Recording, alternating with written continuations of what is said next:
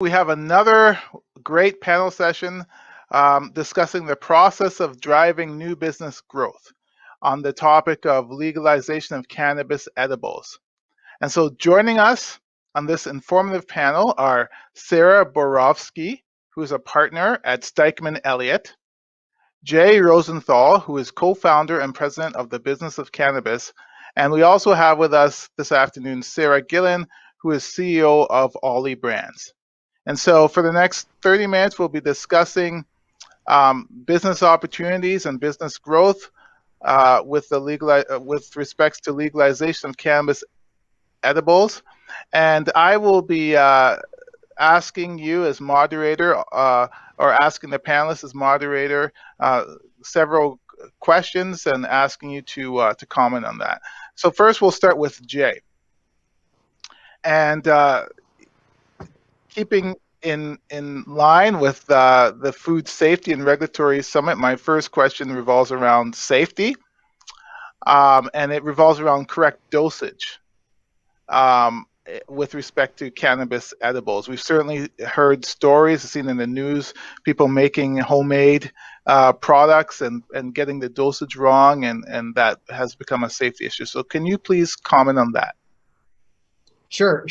And thank you for having me. I think we think of experienced cannabis consumers have a different dosage than those that are trying out edibles for the first time. If you were trying them out for the first time, I would, of course, go through the legal market because the dosage in the legal market is relatively low by design. So the maximum dosage in a legal edible is 10 milligrams, which maybe a lot if you've never tried it before, but if you are a regular cannabis consumer, it is relatively low. That is by design. Health Canada implemented that as a way to, I guess, enter the market for cannabis edibles in a safe and secure way. The challenge with that is that many cannabis consumers, that is not enough, meaning they want to consume more than 10 milligrams at a time, and therefore are either forced to buy dozens of packages to meet their need, or go elsewhere to get their packages, and that is easy too. So in terms of correct dosaging, Health Canada sort of weighed heavily on the side of, safety or health, or really skewed towards new consumers, as opposed to the 20% of consumers who buy 80% of the products. So they've really skewed heavily towards low dosage. So you can imagine on the alcohol side, if all you could get was, beer, and that's all you could get, you would need to buy a lot of beer to actually get your fill if you are a regular drinker. Similarly, on the cannabis side, 10 milligrams is relatively low. I will say this though, on the regulated market, the legal side, those 10 milligrams are 10 milligrams, right? They are tested every which way to Tuesday. And so if you get 10 milligrams in that edible, you're gonna get 10 milligrams on the legal side. Whereas, as you said, if you make it yourself or buy it on the unregulated market, you don't exactly know what you're getting because it's not as precise, because it's not necessarily lab verified or tested. So that's sort of the idea on the dosage. Great, thank you, Jay. And before I continue with my questions for our panelists, I would remind the attendees that they are also welcome to submit questions for our panelists, and I will include them as they come in. So my next question is for Sarah Gillin, and continuing on this topic of dosage, can you address any challenges faced with maintaining consistency in the dosage among different edibles? Sure, yeah. Just to give everyone a bit of background on Olli Brands Inc., we are a cannabis-infused, a cannabis-infused goods manufacturer located in Etobicoke, Ontario. And we have in-house capabilities to do gummies, baked goods, infused chocolate, and cannabis-infused teas. So obviously, providing a consistent and safe experience is super important to us and to all the products that we launch and to all the partners that we work with. Definitely, a lot of effort and time and energy goes towards ensuring consistency. A lot of our processes and sort of everything we do and we release here is compliant. It goes down to sort of everything between just even mixing the solution. I mean, we need consistent in-process testing sort of from, let's say we're making gummies, from early sort of, I guess, mixing the batch to consistently, what's the word I'm looking for? Filling it, dosing it into molds to make sure that each package and each product has a certain amount of cannabis, and then individually weighed. And then we do in-process testing of finished, we do randomized testing of finished product as well. So we know that, on any given day, any given batch, all throughout is consistent dosing and consistent cannabis. Wonderful, thanks for that. And so moving on to Sara Zborovski, my question for you is, tell me how we can promote and advertise these edibles. I mean, as someone whose only real introduction to cannabis edibles comes from what I see in the media, it would seem to me that there does not seem to be a need for a lot of promotion and advertising. It seems like quite a lot of people know about it, but can you shed some light on how one would promote and advertise cannabis as they seek to build a business? Sure. I'm sorry for the technical difficulties. Can you guys hear me? Yeah? Yeah, okay. Yes, we can. So when we think about the business of cannabis, okay, great. So when we think about the business of cannabis and the business of cannabis edibles, I think one really important consideration is how do you distinguish your cannabis products, including edibles, from other cannabis products out there? And traditionally, when we think about building a business, we think about building a brand and getting brand loyalty and brand goodwill. And you make sort of the best of your product and people follow your brand because either they like the way you represent the brand, they like the way your brand presents to them, your brand speaks to them. And in addition to that, your product has to be really good. What we have in the cannabis industry is a really, I'm going to try and be positive, level playing field you're laughing, Jay, when it comes to promotion. And what I mean by that is actually there is no playing field when it comes to the promotion of cannabis, including cannabis edibles. So what we have is a framework that was started or kind of picked up and moved over from the tobacco regime, which is super, super restrictive based on health and safety issues. And essentially what the Cannabis Act says is all promotion of cannabis products is prohibited, except in these very, very, very limited circumstances. And those very, very limited circumstances are if you address a piece of promotion to someone who you know is 18 years or older and you address it to them by name, so you send them an email or a letter in the mail, or you can provide certain information about your product in an age-gated environment. So in an area where young persons are not permitted by law. So basically a bar, a cannabis store, or some other age-gated area, like a website where you've taken steps to make sure young persons can't access your website. So even within those very limited sort of platforms, you're only allowed to provide certain types of information about your product. You're allowed to talk about your brand, and you're allowed to provide information about the product itself. So what we have is a whole bunch of plain packaging. So even when you walk into the store, it's very difficult to distinguish products. Exactly, Jay's got one, I've got another. Very plain packaging and very limited discussion about cannabis, how it's used, what makes one product better than another, other than in a retail store, in an age-gated website, or in a communication addressed to someone by name. So we have very, very limited opportunity as an industry to educate or inform consumers about our cannabis edibles brand and what makes it better than the brand that's sitting next to it on the shelf, which makes this a very difficult business to kind of crack into. Okay, so thank you for that. Continuing on, my next question I will direct to Sarah Gillin, and it has to do with quality control.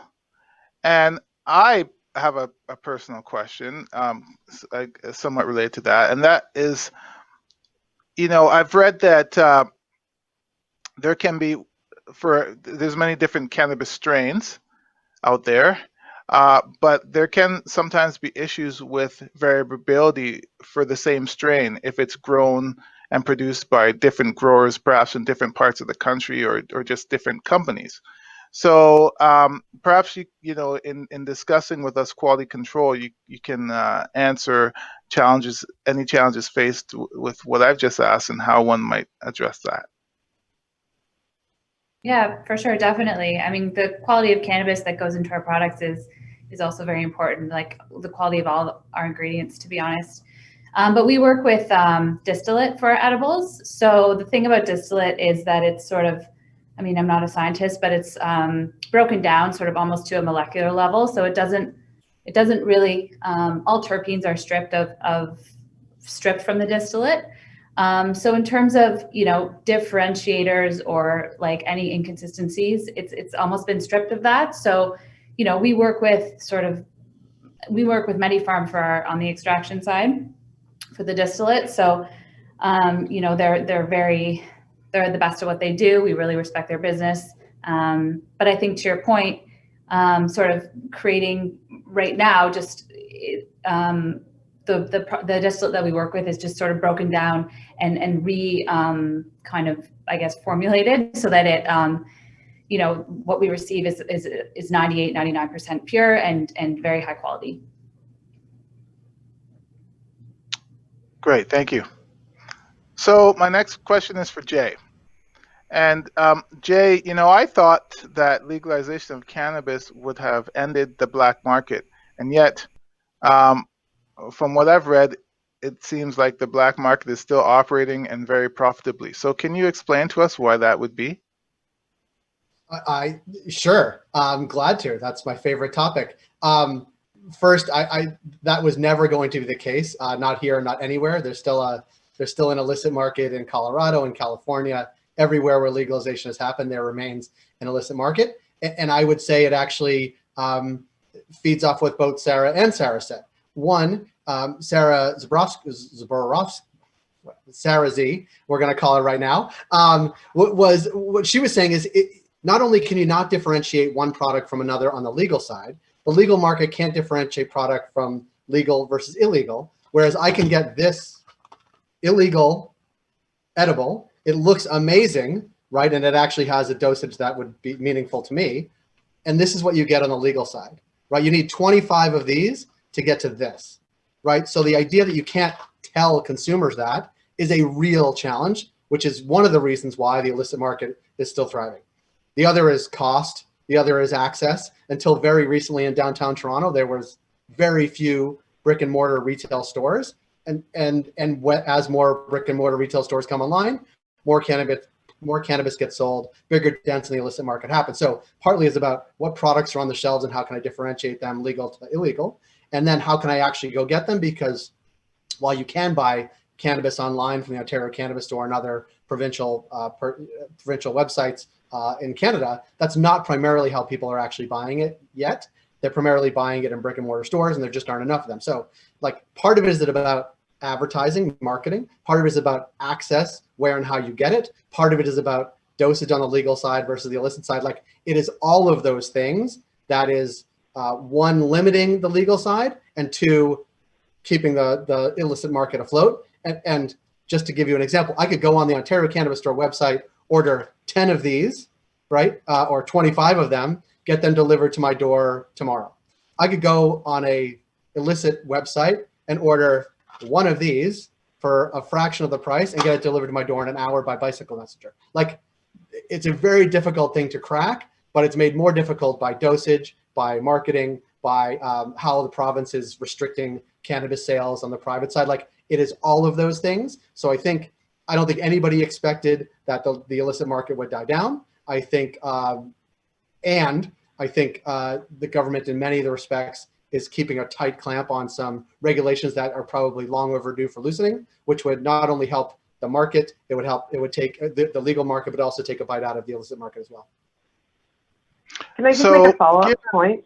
Oh, please, yes, go ahead. Sarah. Clarify something, because the audience may not know all the rules around dosage. So just Jay's point is a really important one. Health Canada has very, very tightly regulated the amount of THC in particular that we can have per dosage unit of an edible. So when we buy a package of edibles here, the most THC you can get in that package is 10 milligrams, when you think about 10 milligrams of THC for a user like me, someone who's not a heavy consumer, someone who's not a big user, or who is a smaller person, that's probably enough to get them where they want to be.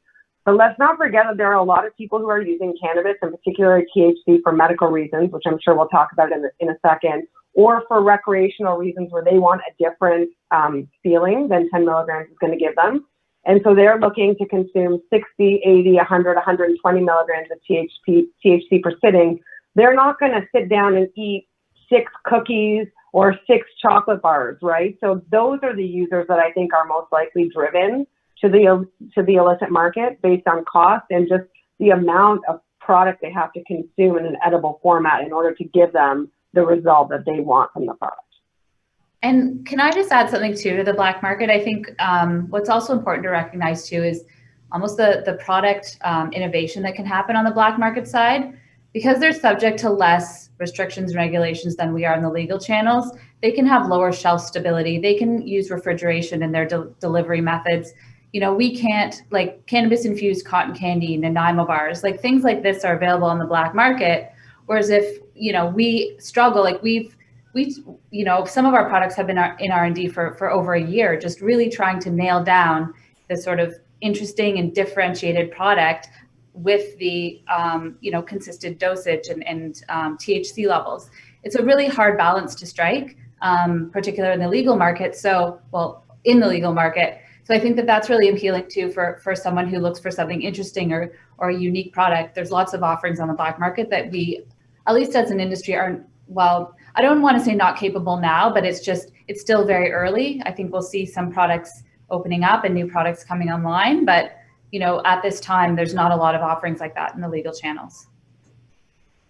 So, continuing on with this theme, my question is for both Jay and Sarah Gillin. Given what you've just said, and also Sara Zborovski, why would anyone want to buy legally then? Why you know, wouldn't everybody just want to buy from the black market? What are the advantages of buying legally, and what and can you give us some examples of that and explain why people might not want to do that? Well, they might not want to do that because the consistency, the testing, the verified thing, like all that's done on the legal side and just not done or not consistently or not adequately or, you know, not real on the illicit side. So in that respect, there is consistency, there's product quality, there's quality assurance, unlike really anywhere else in the world, in cannabis products in Canada that are legal.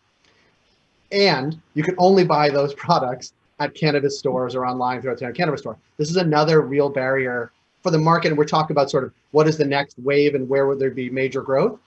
Canada is considering cannabis health products over the next year and what that might look like. And that would be, I think, primarily CBD only products, so no THC, but CBD products, like in the States, you can buy them at Whole Foods, at gas stations, like you can buy them, you know, at Walgreens and CVS.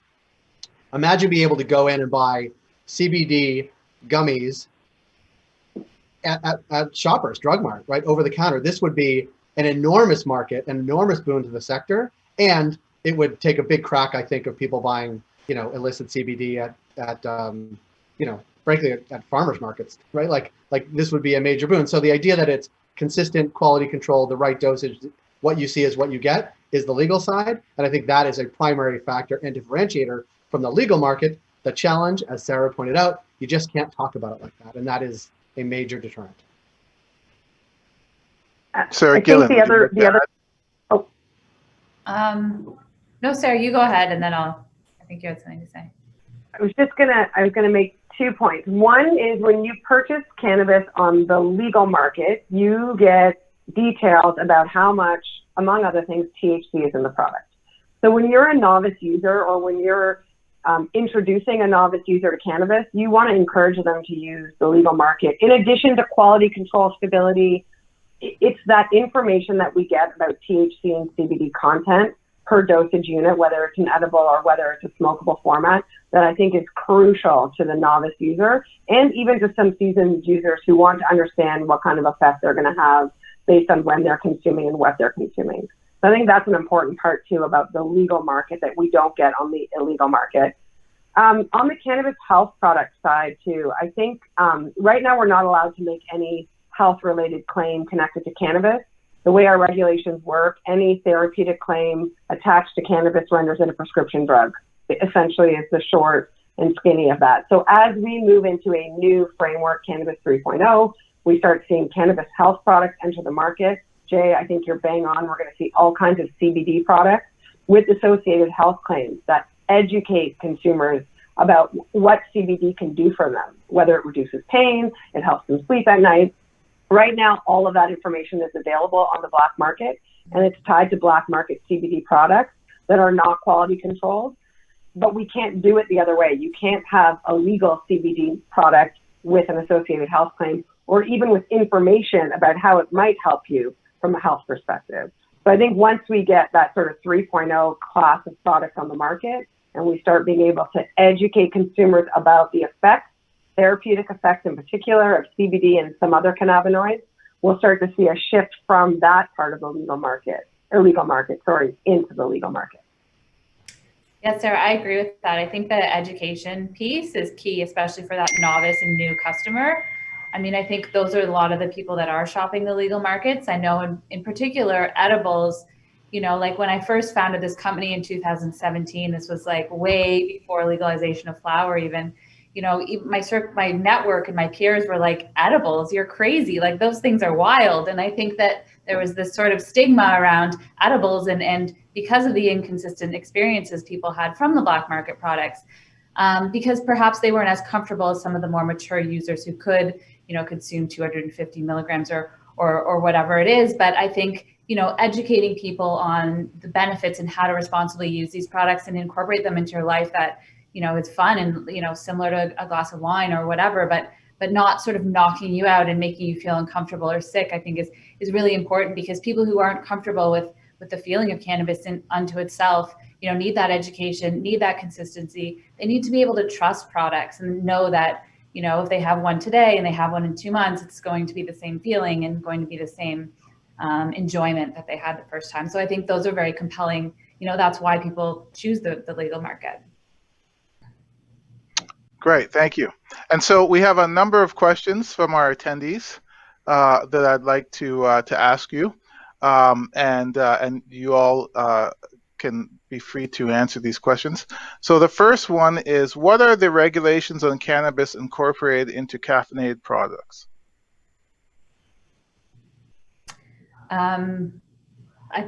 Caffeine is very limited. Only naturally occurring caffeine is legal with cannabis products.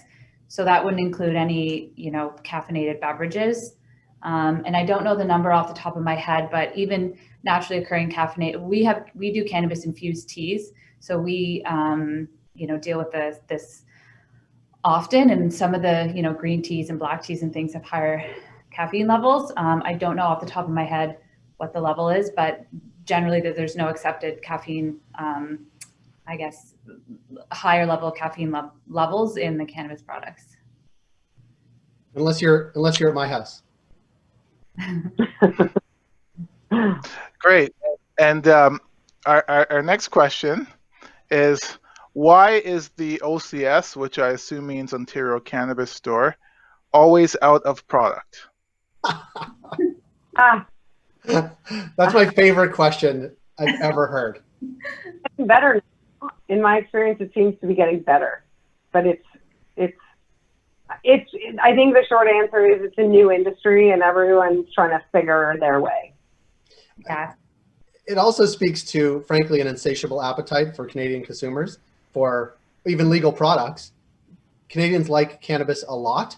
The Ontario Cannabis Store is the largest purveyor of them, and they can't keep it in stock because there's not a great there's not 20 years of history like the LCBO has that on Christmas Eve every year you're going to sell this much vodka at that store in particular. There's no history there. Like, we're only in the second year, and this is the first fall with cannabis, with edibles. So like, there's not a great history to go from. So from an industry providing it to OCS selling it to consumers buying it, everybody's playing without data, and that's a real challenge. Yeah. Great. Okay. Keep Let's refreshing continue them. on. Keep refreshing it. Keep refreshing So the Ontario Cannabis Store website. There might be more. Let's continue on with our questions as we only have 5 minutes left here. We've somewhat addressed this already, but I think there could be more provide as an answer to this question, which is how and why does the government control dosage? 10 milligrams of THC per dosage unit. In a nutshell, that's how. And why? Let's remember that our government is the first government to legalize cannabis. They took a big, big step. Health Canada, as you all know in the food industry, is also like the most protectionist regulator in the world, in my view. Like, they treat us like we're a bunch of babies who can't make our own decisions or read our own food labels or understand food labels. So remember that we're dealing with this super protectionist regulator, and they're taking something that is a controlled drug essentially everywhere else in the world, and they're allowing us to have it freely. So those two things together mean that they had to proceed very, very, very, very carefully. So go slow and start low. That is the motto, and that's the way they've introduced the regulations as well. Thank you. We have a couple more questions here. How do you foresee the future expansion of cannabis edibles in regards to dosage and availability and variety? I'll take it for a second. I'm quite bullish on it. When you look at other markets, Colorado, California, but particularly Colorado, which is the most mature market, edibles are a huge chunk of the market. Flower, sort of how inhalable flower that you smoke, so either pre-rolls or dry flower, is 50% plus of the market, maybe even more in a lot of places. But edibles and gummies in particular and confections make up a huge and growing chunk of the market everywhere. And here we've just barely scratched the surface, just barely. And as dosage may increase or cannabis health products come online or more retailers come online, like all of that's just going to continue to boom. And I think we'll look back on 2020 as like just scratching the surface with more products, different dosages coming online, which is super exciting. And both for consumers, most importantly, but for an industry overall as well. Would anyone else like to add anything to that? I think as Health Canada gets more experience with this product class generally, we'll start to see, and so Health Canada experience and industry pushing the envelope. Those two things working together will start to, I think, reduce the prohibitions on advertising. We'll start to get a little wiggle room. They'll start to increase the 10 milligrams. We'll start to be able to see health claims. Like, as Jay said, this is like, we are like babies. I like to say we are like 1 millisecond into this industry. Maybe now we're like 2 milliseconds in, but that's it. We have a long way to go. So I think it was smart for the regulator to start really slow because it's very hard to pull back, but it's much easier to broaden. And I think we're going to start to see that in the years to come. Yeah, I totally agree with both Sarah and Jay. I mean, edibles haven't even been live for a year. Like, there's so much growth, so much cool stuff that's going to happen. So many interesting brands, so many new products will come online. Like, I think, we're just barely scratched the surface. There's so much to do. Great. And our last question, and I suppose this is for Sara Zborovski, although others can also answer. Do you have an estimated launch date for the Cannabis Health Products 3.0 that you were describing? So Health Canada consulted on them last year. The last I heard, they're putting together a scientific committee to help advise them on what the regulations are going to look like. I believe that scientific committee is now formed.